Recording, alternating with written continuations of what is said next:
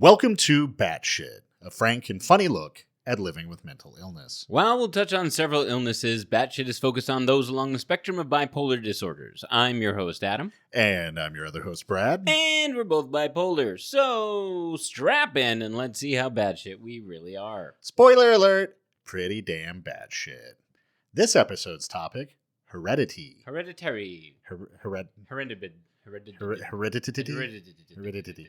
Not to be confused with the Ari Aster film. Yeah. where the kid's head gets smacked off by the telephone pole. You know, we could just make this podcast about that. About that episode, yeah. Yeah. Gotcha. Got you guys. You thought this wasn't going to be a podcast about movies? Sucker! Now we're every other podcast that exists. About movies.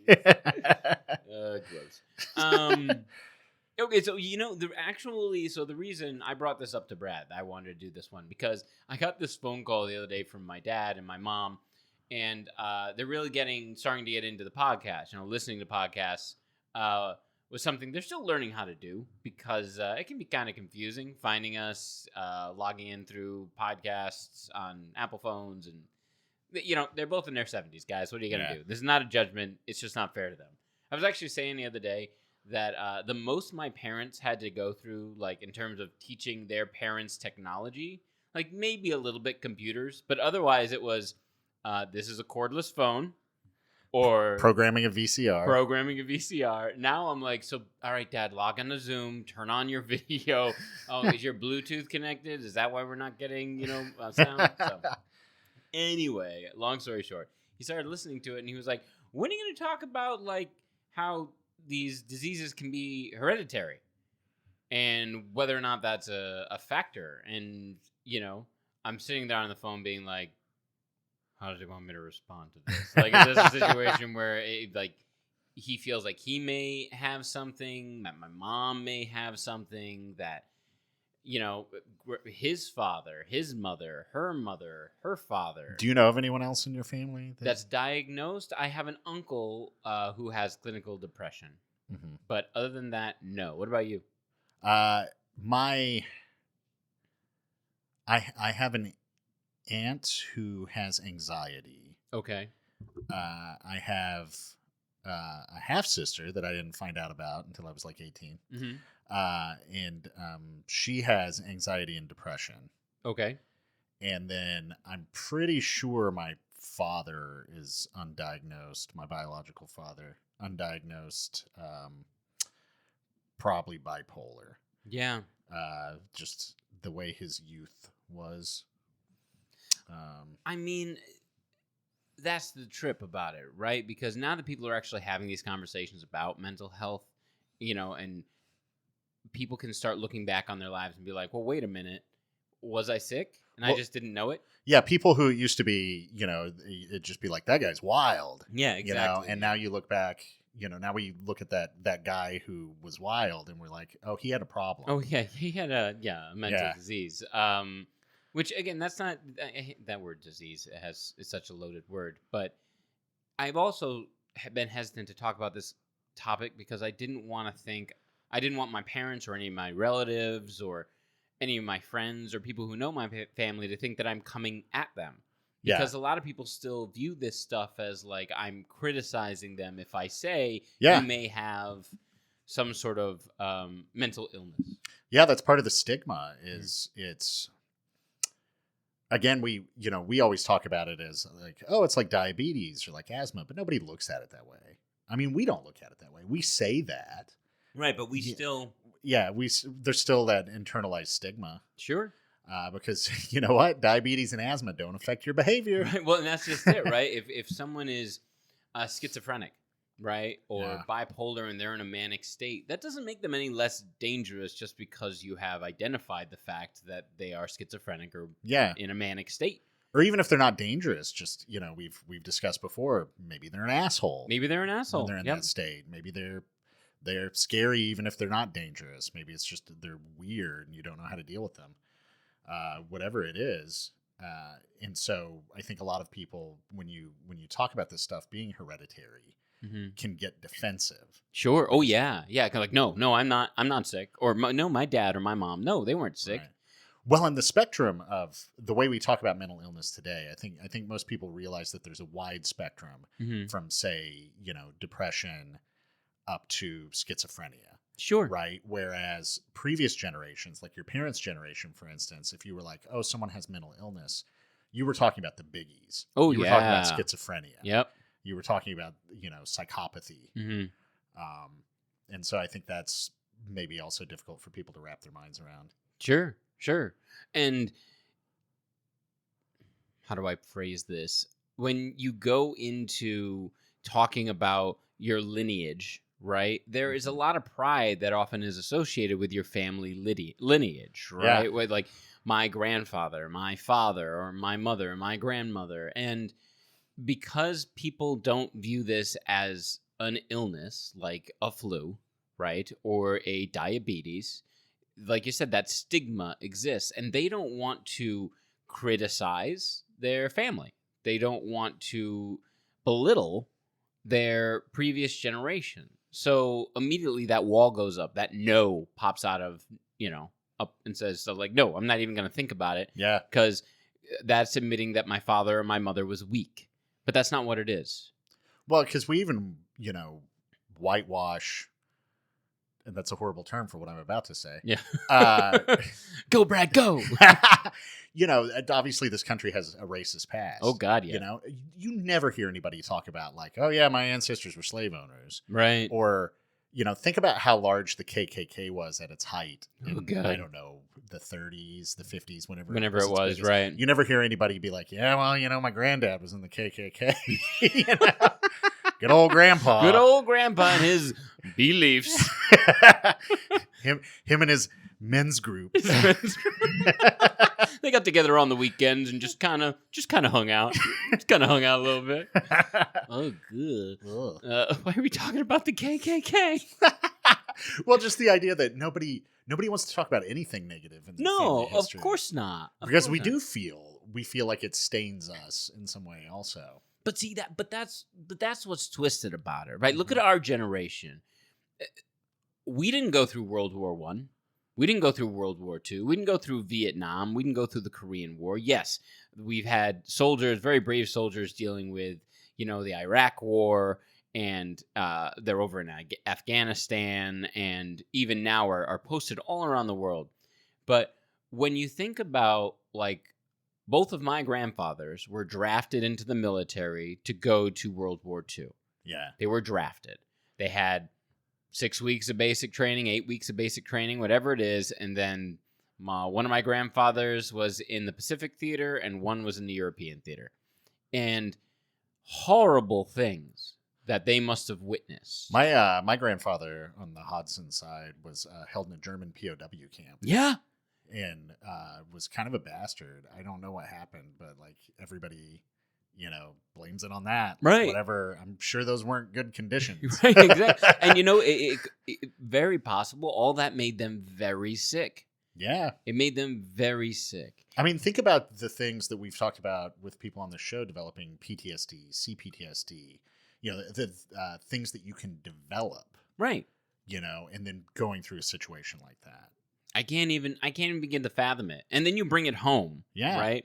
And maybe you don't have a proclivity to it at all. Like maybe prior to, but then you have this traumatic event, right? Like we talked with Maggie Gwynn about like giving birth is a traumatic event. Getting in a car accident is a traumatic event. Yeah. Being drafted into the service and being on the beach in Normandy is a traumatic event. Yeah. Right. And like, we don't want to view those people, our ancestors, as weak in any way. And even, you had said there are still soldiers who are in theaters right now. Oh yeah.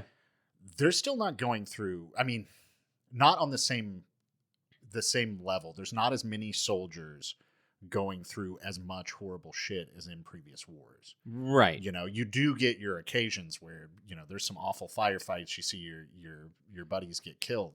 But when you go back to, you read stories about World War II or Vietnam. Oh man. It seems like a daily occurrence. Yeah. Like every day a friend of mine would die. I almost died. I had to kill 6 people a day. Yeah. And it's like, how can that not come back with you? Right. And at the end, and to that end, you talk about, let's say, World War II, and you're fighting against the Nazi party, right? Like what the Nazis are trying to accomplish, the extermination of the Jews, the conquering of Europe. And like you could argue that there is a reason that you're over there, right? Like you have a strong belief in what you're doing, right?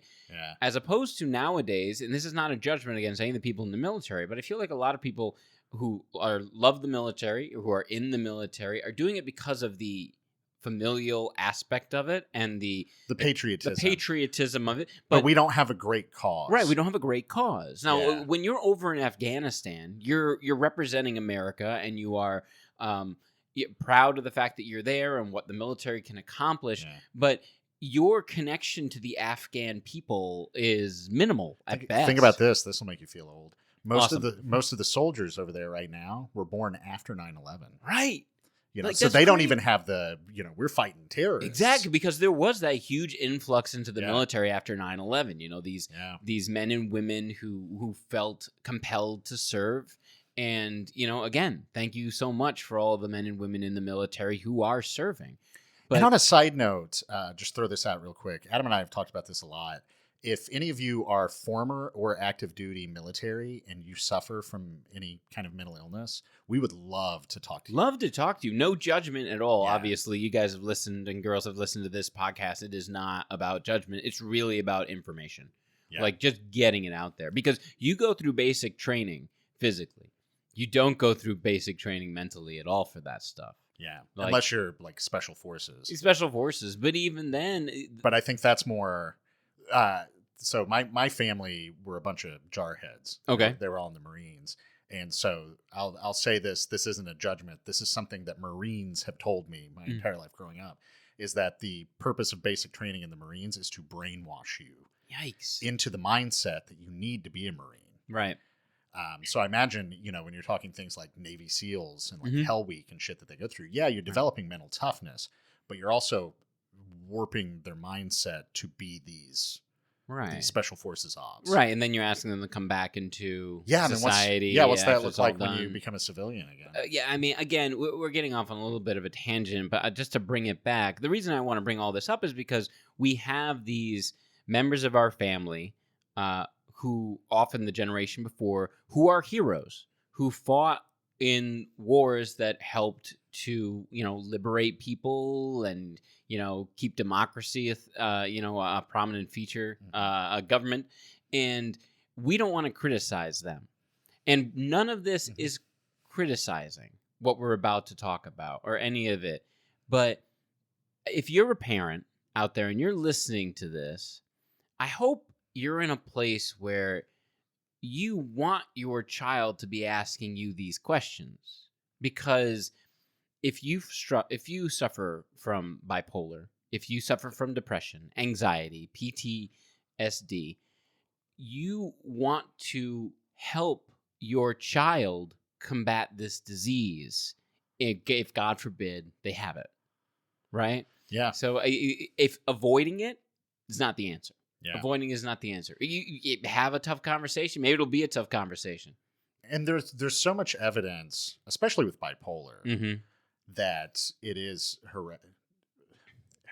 Why are we having?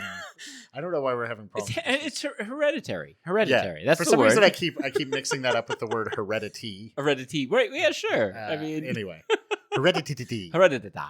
Anyway, Brad's a writer. Microsoft spell check. But so there's a lot of evidence that bipolar especially is hereditary, right? And I think it's important to know your family history with that. If we've talked about before, a lot of people who suspect they might have something and they don't really go get help, because it just kind of stays at that like suspicion level. Sure. But, like if you suspect you might have something and you realize, oh, dad had clinical depression, grandpa was what they called manic depressive back then, then maybe that gives you the kick in the ass to go see somebody. Maybe. I mean, I last time I went to a doctor, there was part of the form that you fill out that's like, do you have any hereditary diseases? Like, for instance, does cancer run in your family? Does diabetes running your family. And there were parts, if I remember correctly, where they're asking, like, were there any previously disclosed mental illnesses in your family? Yeah. I didn't have any answer for that. None. Yeah. And that's because it wasn't talked about. Enjoying Batshit? Please like, subscribe, and share it on social media. If you have someone you think may need to hear it, we encourage you to share it with them and to start your own conversation about mental health.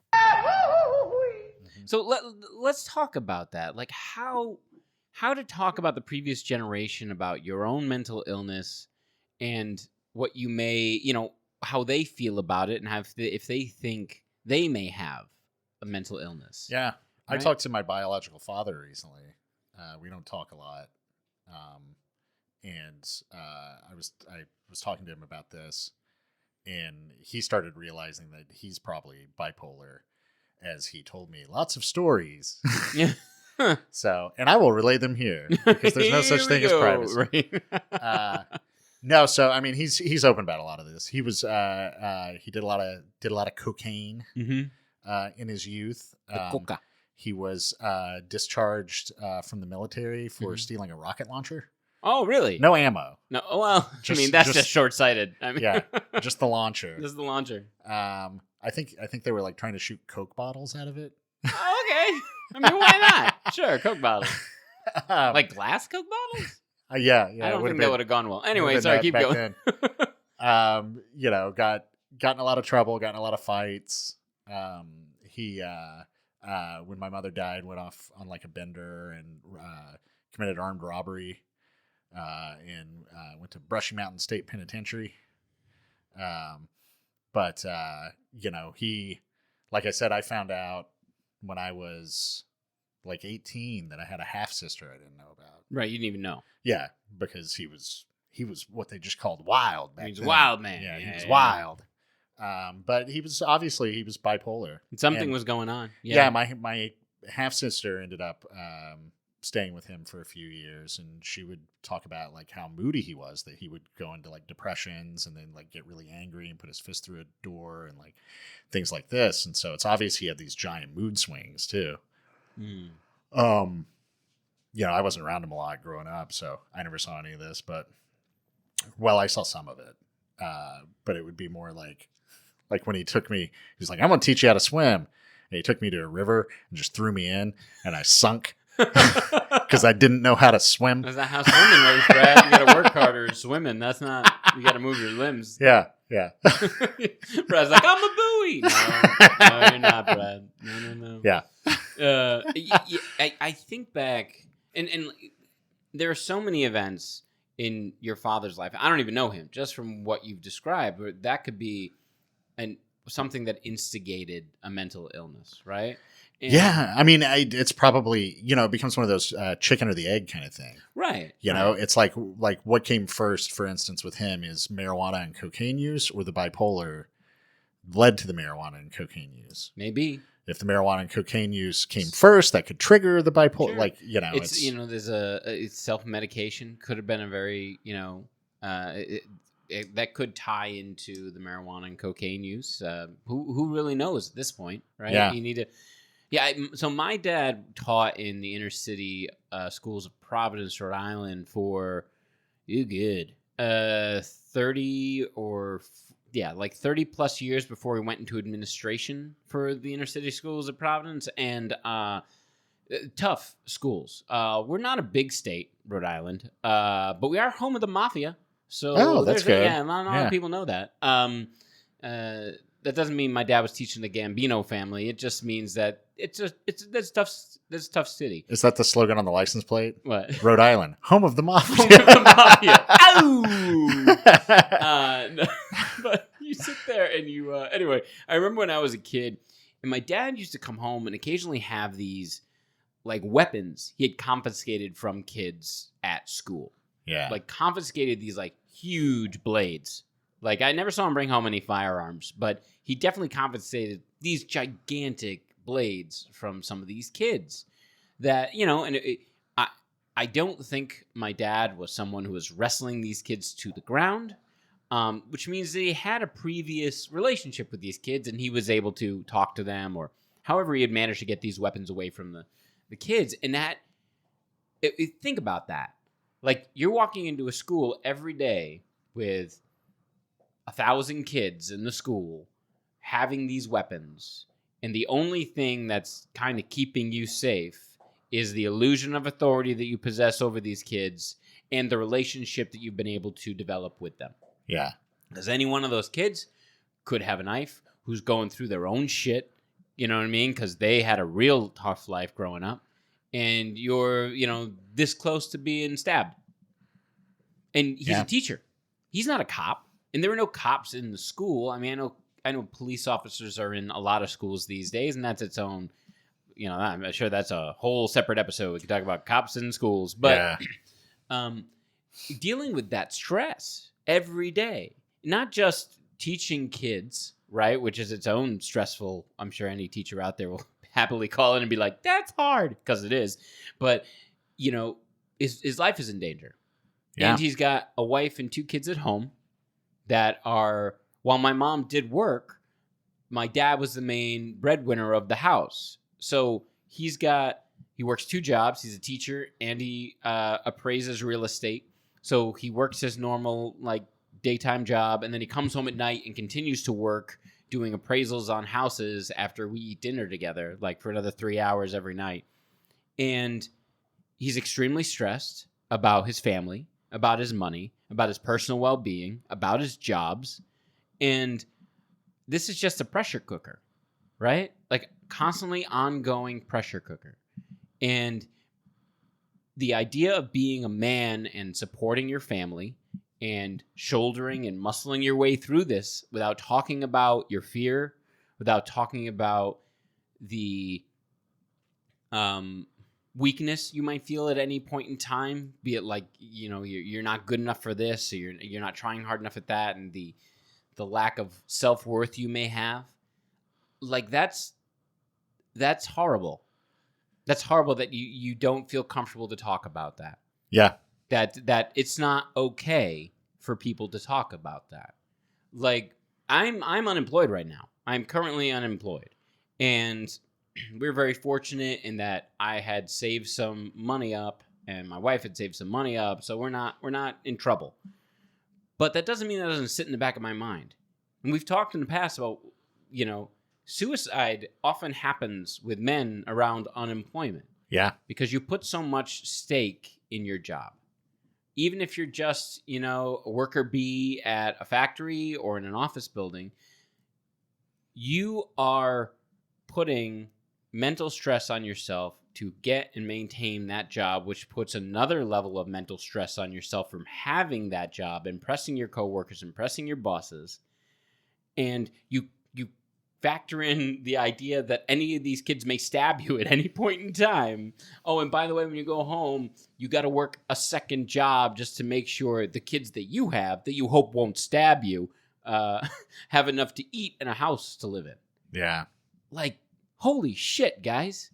I want everyone to just think about what I just said, because that's what men and women all over this country go through every damn day. And now if you have some underlying condition on top of that. Right.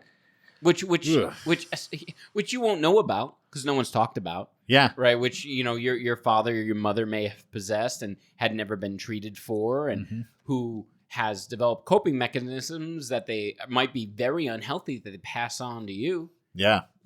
Bottle it up and drink. Bottle it up and drink, or smoke it away, or just take that beetroot juice, and that's how I did it, son. My dad, I love the idea of my dad pounding beetroot juice together. That's what New England men do, guys. When they're sad, they just pound beetroot juice. But that's why I think this podcast and others like it are so important. We have to start normalizing this shit. Yeah, and dealing with it across generations. We've talked before about parenting and the scars that leaves on children.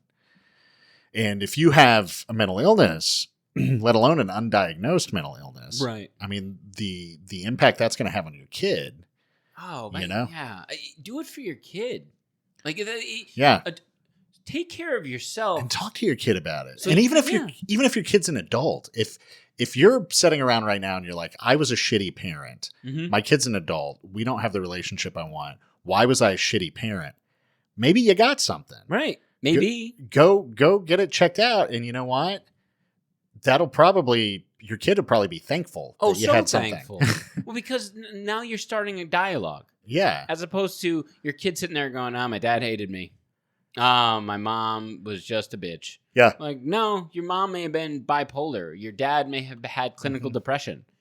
But even then, like, I'm having this conversation with you now when my dad called and said, like, when are you going to do something on Hereditary? Hereditary. I didn't know how to respond. Like, is it something you want to talk about? Yeah. And I don't know if he wanted to talk about it either. Yeah. Because you're also admitting a weakness, which is how, again, a lot of people view this. Yeah. Now, at the same time, I've talked to my mother and father before about when they're not feeling well, because my parents aren't young. So, like, when they start talking about, any sort of condition, my sister and I are like, what? Who? Huh? Are you talking? What doctor are you talking to? Like, have you been treated? Like, what are you doing about this? Because, we love you guys and we want to make sure you're around for a very long time. So please take care of yourself. But in the meantime, if your elderly parents are like, sometimes your dad likes to just sit on the porch and stare off into the woods for days at a time. And it's just like, oh, that's dad. I'm like, no. Someone talk to that man. Yeah. Yeah. And like you were talking about his job, these things can be conditional. Yeah. They can be created by the environment. I mean, again, my mother died when I was a month old. She was only 17. Oh, God. My grandparents never dealt with that. I mean, they were from, they were born in, the 30s or 40s in Appalachia. Nobody talked about psychiatrists.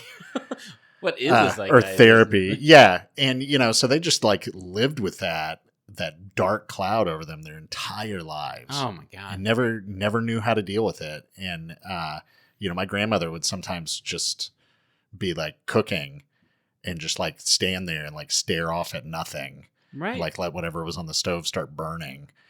And, now looking back on it, it's like, oh shit, man, she really needed to see help. Sure. I remember once, I think it was like a Saturday morning, my dad made like my sister and I like scrub all the floors in the house with him. Like we were down on our hands and knees scrubbing the floors. I don't remember why, like what instigated it. I don't know if we were being pains in the ass or, he and my mom might have had a fight. I don't remember, but I remember like looking back at it and I go, that's manic as hell. I was going to say, like, that's a common manic thing. It's like manic thing. Just crazy cleaning. Like, yeah, just, what? Because it's something you can control, right? Yeah. Like you're exerting control over the situation and how you feel. Yeah. And it's important to recognize these things and be able to identify them. But oftentimes you won't be able to do that in the moment. But in hindsight, right? It's always in hindsight. Hindsight's 20/20. Yeah. Yeah. I mean, it's hard. Like anytime you're in these states, you don't know you're in the state until you've been diagnosed and you know what to look for. Sure. And even then you don't always know. No. And there's no easy fix. That's the other thing. If your stomach hurts, take Pepto-Bismol, right? Like we've talked about it in the past. But if you're already going manic, what the hell do you do? What the hell do you do? And if you're from a generation that's never talked about mental health and don't have a system in place for identifying and thus trying to find not a solution, but a way of dealing with it. Like what do you do? I honestly have no idea what you do. Yeah. It's not fair. It's not fair. And the way that these things would present in previous generations, my grandfather's father, my grandfather on my mother's side, his dad, super backwoods name, Dillman. Dillman? I guess that's bad. Okay, all right. I don't know. It doesn't sound that backwoods to me, but okay. I don't know. It does to me, but I guess that's because how I think of it. That's right. But he was like a railroad worker. Okay. And I remember my grandfather telling me a story once of he was playing cards with some guys at the railroad, and one of the guys called him a cheat, and so he shot the guy in the hand. a Leonard Skinner Yeah. song. Yeah. And so then he developed arthritis on his hand in the exact same spot he shot the guy. Ooh. And he became convinced it was punishment from God. So then he stopped drinking. He stopped like being crazy, and he just became like super religious to the point where he was just an asshole.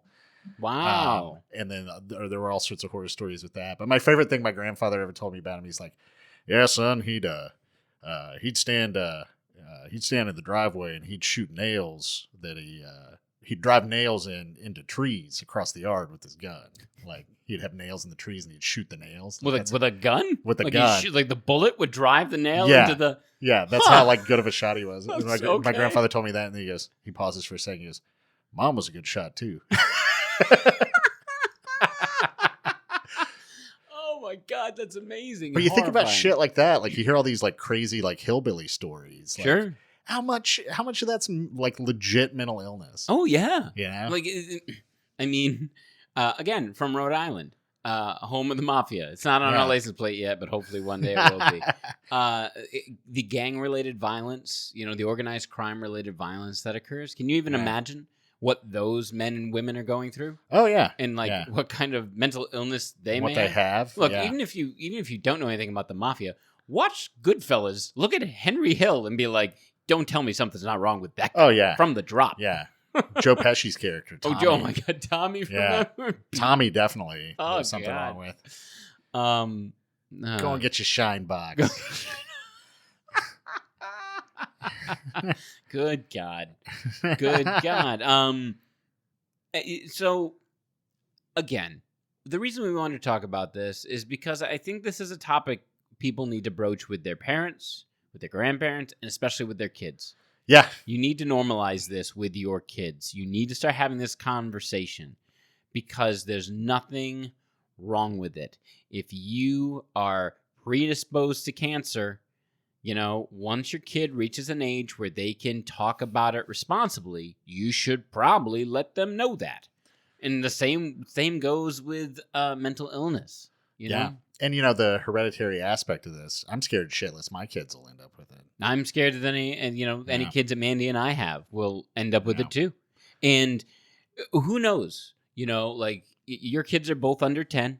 Who knows where medicine will be by the time they hit, 18, college age? Who knows? Yeah, I mean, already the medication available now is radically different than it was 20 years ago. Oh, super. Yeah. I mean, the stability I have had these last couple months Yeah. has been insane compared to what I'm used to. Do I still Yeah. have episodes? Yes, but they're not nearly as dark or deep or as long. I was just talking to Jessica about this, actually. Is that, like, I feel like I have, being on medication, I have more frequent depression, Mm-hmm. but it's kind of intense, but it doesn't last as long, and it never gets as bad. Right. You Right. know? So it's like I've gotten to the point where I have, like, a couple of times a week, I feel like I'll have a daily depression. Like the whole day? Yeah. Mhm. And then, but boom, it's gone instead of like a week-long thing. Right. Like, can you still muscle through it when you have these depressive? Because you still are. I mean, by the way, when we say that doesn't mean Brad's ignoring it. That just means, like, he has to deal with it. He has a life to live. Sometimes. Sometimes, yeah. Yeah. Sometimes, no. Yeah. Those are the two big things that I use. The two big things I use to determine, for me anyway, is if it's depression, is can I motivate myself to do anything? Okay. And do I experience anhedonia? Which is, anhedonia is nothing sounds good to you. Sure. Like, you're sitting on the couch, you got free time, you don't want to watch a movie, you don't want to watch a TV show, you don't want to listen to music, you don't want to play a video game, you don't want to hang out with anybody, you don't want to read a book. Like, nothing sounds enjoyable. And when I get anhedonia, that's when I'm like, fuck, I'm in depression. Fucking in a depressive state. Yeah. Let me try and figure out a way to deal with this. Yeah. I did try and lift myself out of the crapulence enough that I can get stuff done. I actually had a conversation with a friend of mine today where, she started listening to our podcast and her husband is bipolar. And she was like, I'm listening to you and I hear about your coping mechanisms and how, like, good for you for having, like, accomplishing, like, you accomplish things as your coping mechanism, whether it be reading a book or cleaning or whatever it is. Like, that's your coping mechanism.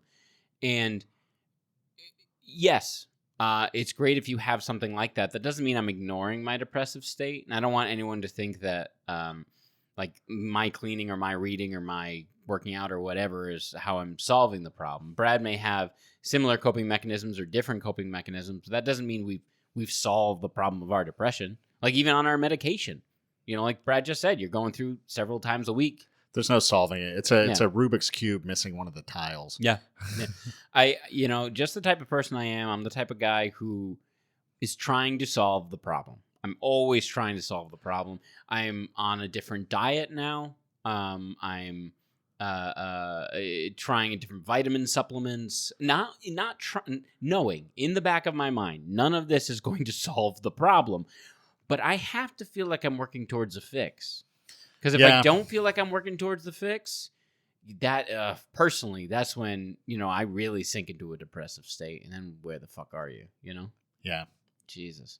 I like that we've had enough guests on the show, by the way, where we can just refer to them by first name, like they're side characters. They're side characters. Well, it's like I hope my friend Bob Sacramento. I hope Jojo Shabadoo. I hope all the listeners at home that don't watch like the video portion of this podcast as listen to it, they picture like all the people were like on little rafters or little stairs, just listening, like nodding along, like we got you, buddy. Like we're here all the time for you if you want to have us back on the show. They're not here.